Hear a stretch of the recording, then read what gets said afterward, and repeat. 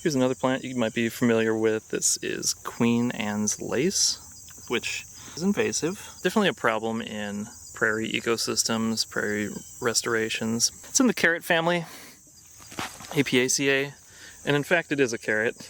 I don't know if you've ever dug one up, but this root is a carrot. It's sort of the wild form of carrot.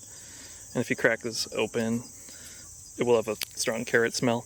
Wish we had smell-o-vision here, but it is white, but not orange, because the orange carrot was bred by humans to be orange. I believe the wild forms are white and purple, maybe, or maybe just white.